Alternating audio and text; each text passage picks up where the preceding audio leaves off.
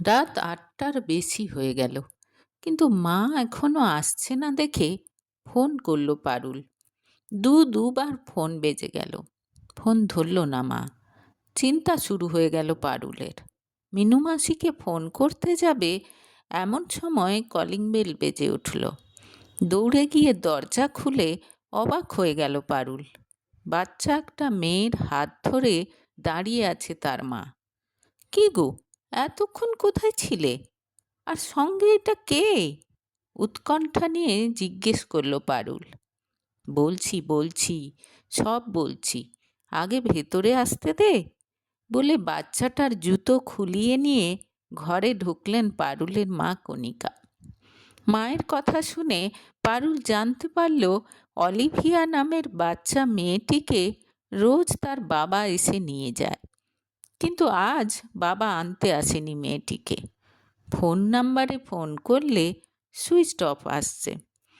অপেক্ষা করতে করতে বাধ্য হয়ে মেয়েটিকে সঙ্গে নিয়েই বাড়ি চলে এসেছেন কণিকা। বাচ্চাদের জন্য একটা ডে কেয়ার চালান তিনি। চাকরিরতা মায়েদের বাচ্চারা স্কুল ছুটির পর তার ডে কেয়ারে আসে, খেলাধুলো করে, স্ন্যাক্স খায়, আন্টিদের কাছে গল্প শোনে। অফিস ছুটির পর মা বা বাবা এসে তাদের নিয়ে যায়। অলিভিয়ার বাবা রোজ মেয়েকে দিয়ে যান, আবার নিয়ে যান। আজকেও সময় মতো দিয়ে গেছেন, কিন্তু আর আনতে আসেননি। মায়ের কথা শুনতে শুনতে পারুলের চোখ চলে গেল বাচ্চাটার দিকে। খুব মিষ্টি মেয়েটা, মায়া ভরা দুটো চোখ। অদ্ভুতভাবে পারুলের দিকে তাকিয়ে আছে মেয়েটা। কি হয়েছে? বাবা আসেনি তাই মন খারাপ? চিন্তা করো না, বাবা ঠিক আসবে।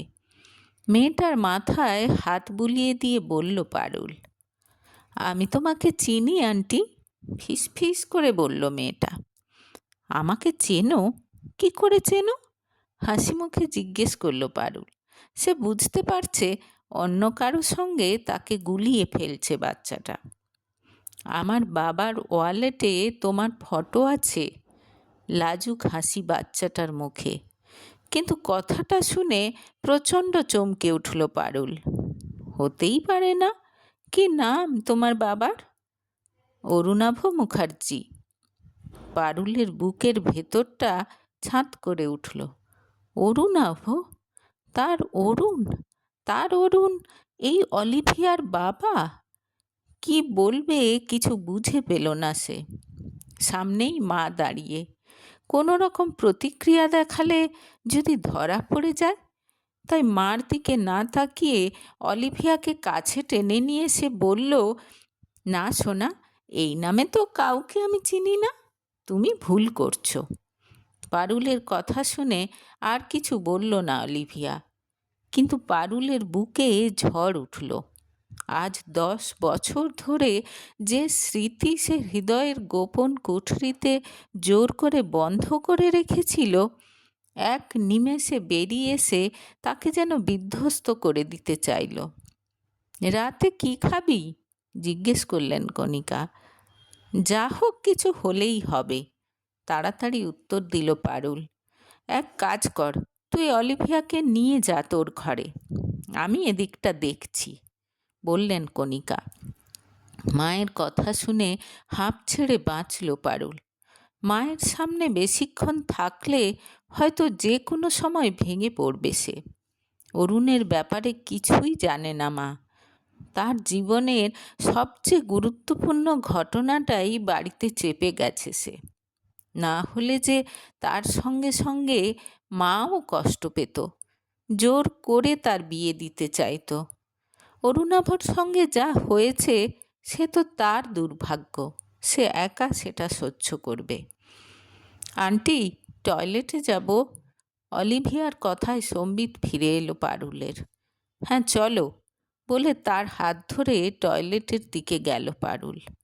রাতে অলিভিয়ার পাশে শুয়ে শুয়ে সব শুনল পারুল। অলিভিয়া জানালো বাবা বলেছে তার মা নাকি আকাশের তারা হয়ে গেছে। ওখান থেকেই মা তার ওপর নজর রেখেছে। বাড়িতে সে আর বাবা থাকে। বাবা তাকে খুব ভালোবাসে। গল্প করতে করতে একসময় ঘুমিয়ে পড়ল অলিভিয়া। আর তারপর মায়ের সঙ্গে বসে পারুল ঠিক করলো কাল সকালেই পুলিশের কাছে যাবে তারা। এত রাত হয়ে গেল, এখনো পর্যন্ত অলিভিয়ার বাবার কোনো ফোন এলো না। সেই রাতটা না ঘুমিয়েই কাটল পারুলের। কে জানি কি হলো অরুণাভর। 10 বছর আগে পারুলকে দেখা করবে বলে সময় দিয়ে আর আসেনি সে।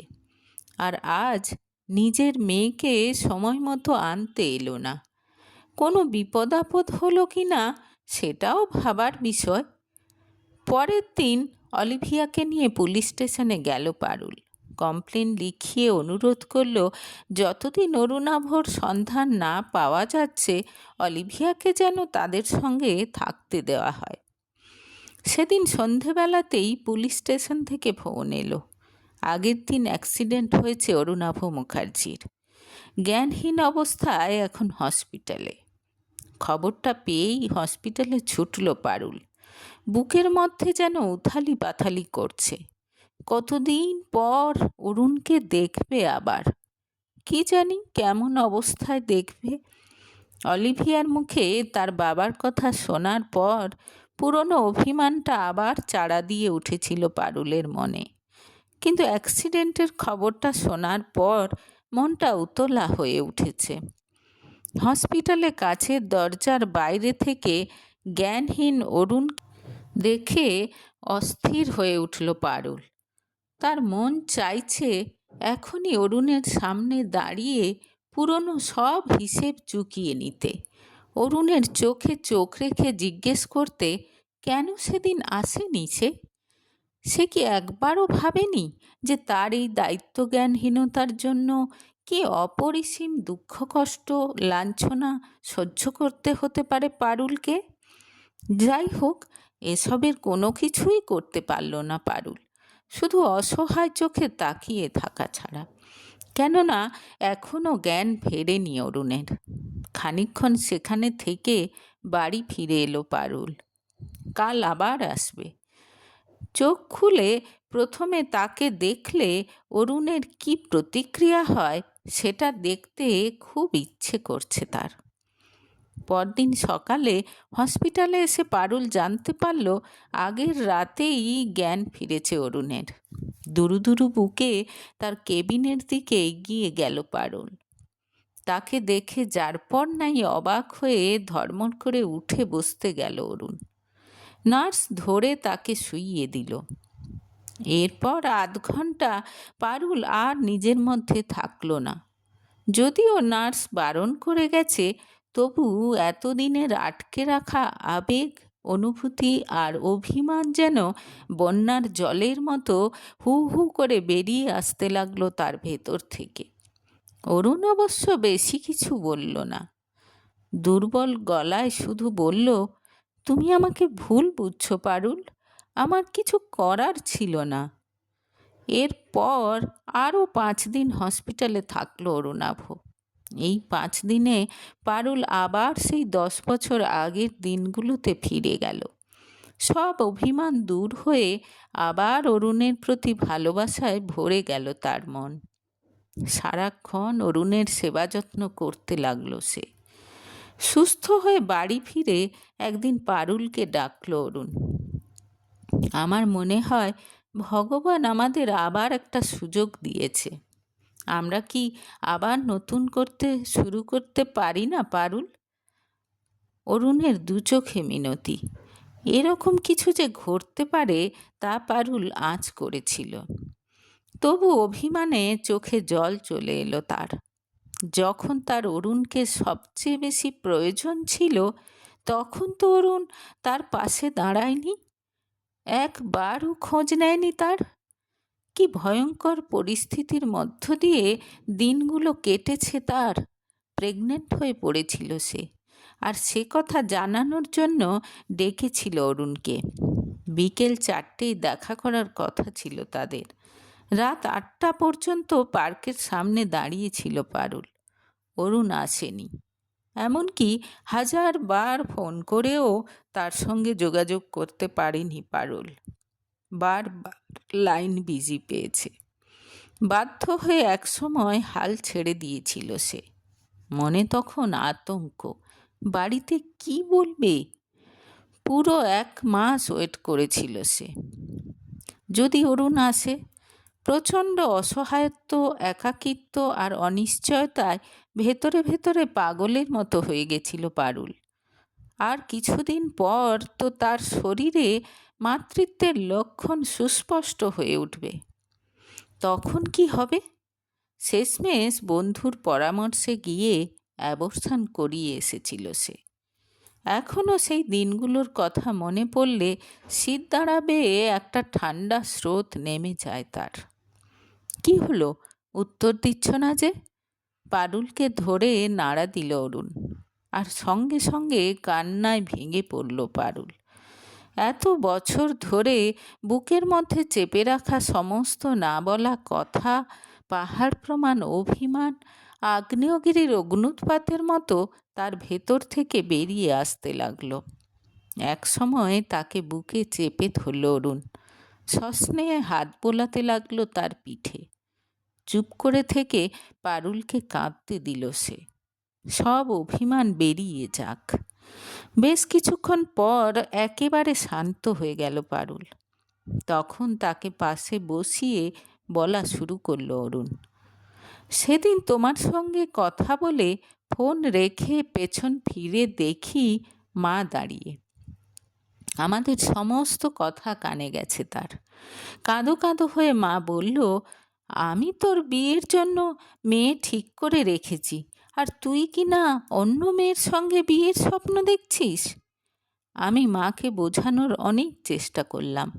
বললাম, একবার পারুলকে দেখো, ওর সঙ্গে কথা বলো, দেখবে ওকে তোমার খুব ভালো লাগবে। কিন্তু মা আমার কোনো কথাই শুনতে চাইল না। নিজের বন্ধুর মেয়ে নবনীতার সঙ্গে নাকি আমার বিয়ের কথা দিয়ে রেখেছে মা।